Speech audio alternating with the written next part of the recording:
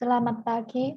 Di sini saya akan mempresentasikan hasil diskusi dari kelompok 6 yang beranggotakan Novita Mawar Saron, NIM 19093, Nanik Deni Anggraini 19104, Cahaya Chandra Suci 19106 yang akan mempresentasikan tentang membumikan ketuhanan yang berkebudayaan. Pengertian ketuhanan merupakan segala sesuatu yang berhubungan dengan Tuhan. Contohnya, hal-hal yang berhubungan dengan ilmu ketuhanan, ilmu mengenai keadaan Tuhan dan agama dasar ketuhanan, kepercayaan kepada Tuhan Yang Maha Esa. Ketuhanan menjadi salah satu topik yang menjadi perdebatan serius dalam proses perumusan Pancasila sebagai dasar negara adalah tentang sila ketuhanan. Dalam dinamika 3 formulasi Pancasila, mulai versi 1 Juni 1945, Piagam Jakarta, dan pembukaan Undang-Undang Dasar 1945.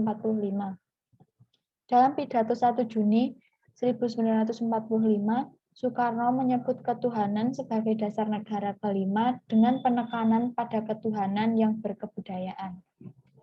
Kemudian, dalam Piagam Jakarta 22 Juni 1945, ketuhanan menjadi sila pertama dan mendapatkan frasa tambahan 7 kata, yaitu ketuhanan dengan kewajiban menjalankan syariat Islam bagi pemeluk-pemeluknya. Yang terakhir, pada pembukaan Undang-Undang Dasar 1945, sila ketuhanan berubah redaksi menjadi ketuhanan Yang Maha Esa. Ketuhanan dengan kewajiban menjalankan syariat Islam bagi pemeluk-pemeluknya.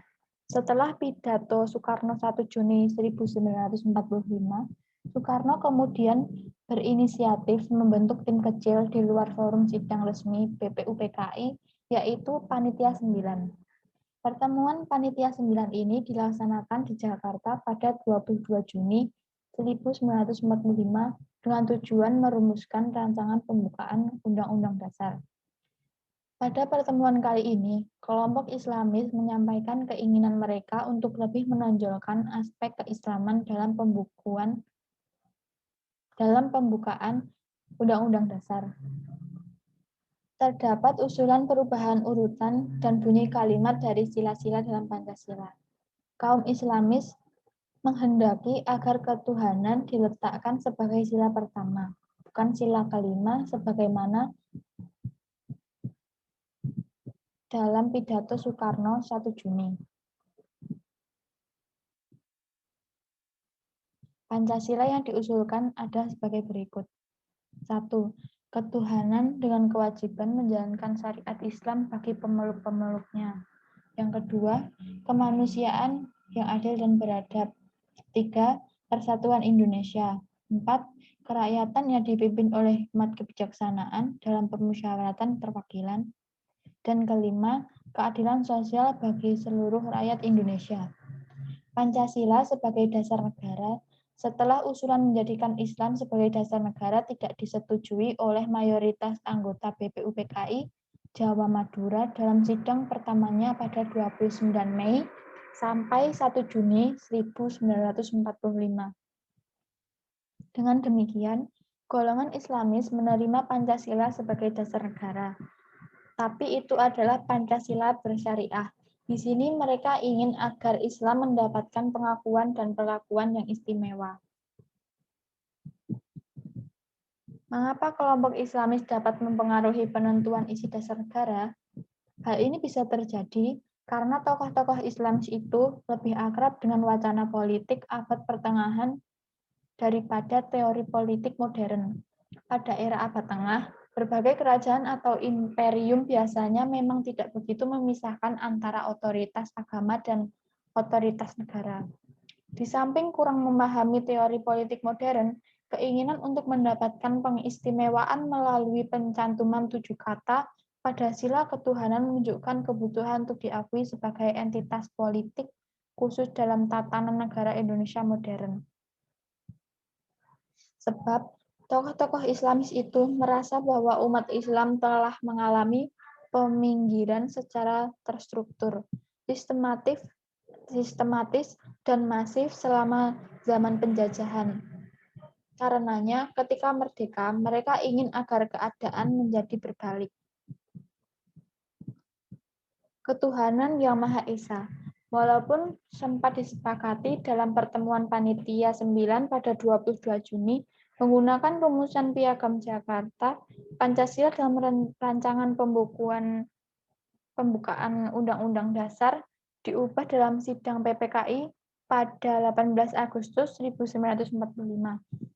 Kata-kata ketuhanan dengan kewajiban menjalankan syariat Islam bagi pemeluk-pemeluknya dihapus dan diganti dengan kata-kata ketuhanan Yang Maha Esa. Karenanya susunan Pancasila tetap sama dengan versi 22 Juni. Tapi dengan sila pertama yang berbeda, yakni ketuhanan Yang Maha Esa. Ketuhanan dengan kewajiban menjalankan syariat Islam bagi pemeluk-pemeluknya ditolak oleh PPKI.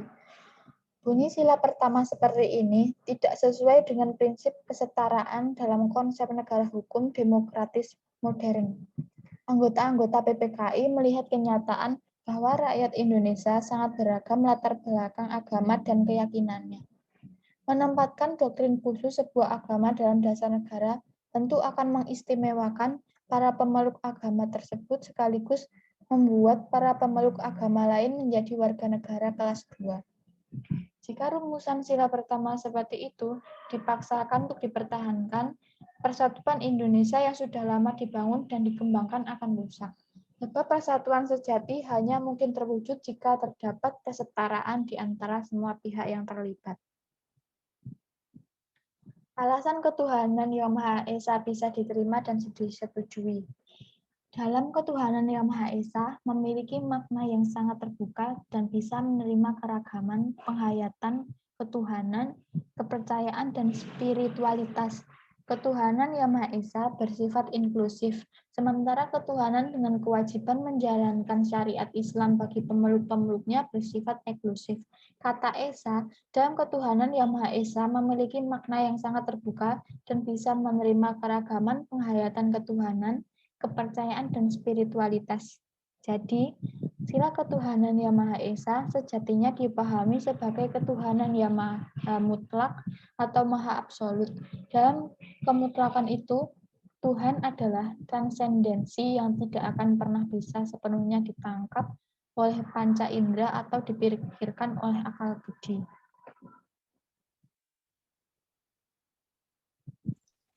Pengertian kebudayaan.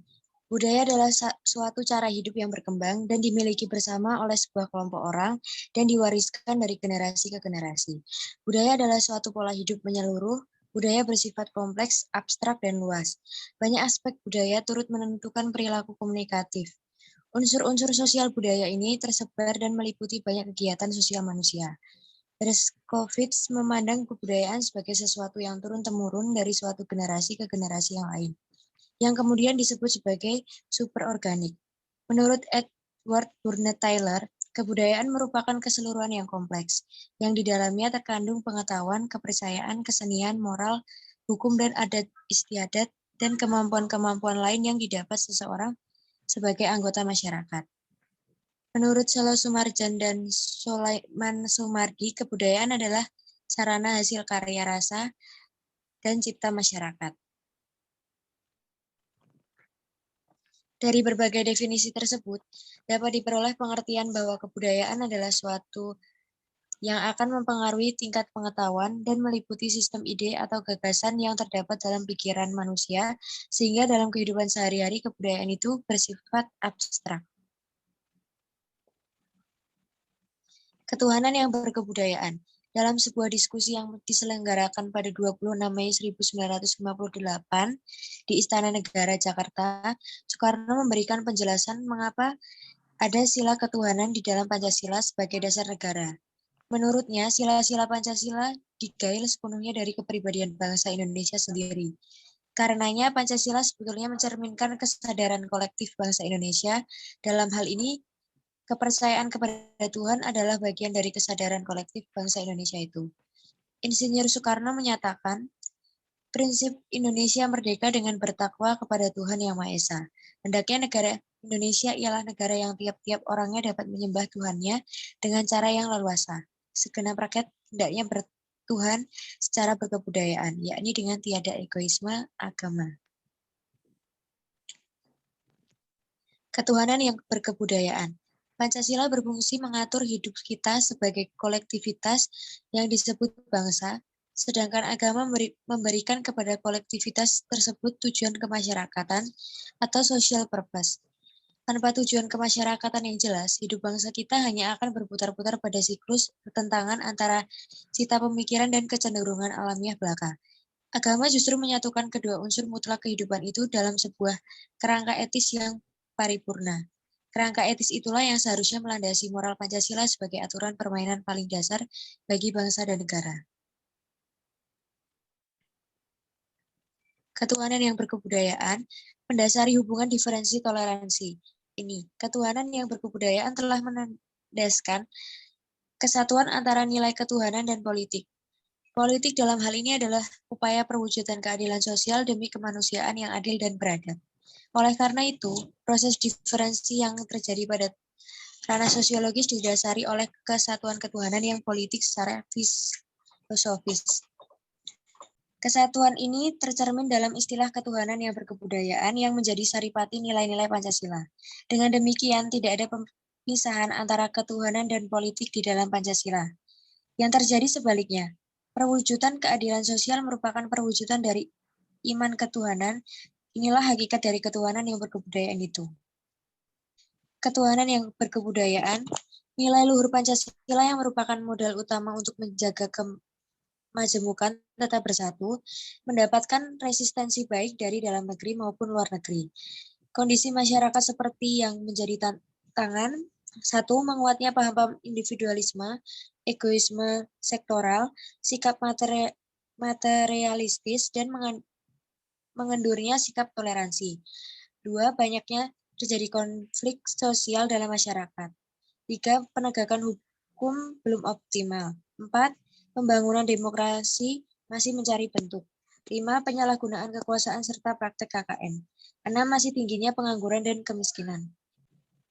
Aktualisasi nilai-nilai Pancasila seharusnya tercermin pada perumusan dan kebijakan negara. Kebijakan di bidang politik harus selalu berpihak kepada rakyat. Kebijakan di bidang ekonomi harus lebih berpihak kepada ekonomi kerakyatan, yang ditujukan untuk kemakmuran rakyat dengan melakukan keberpihakan.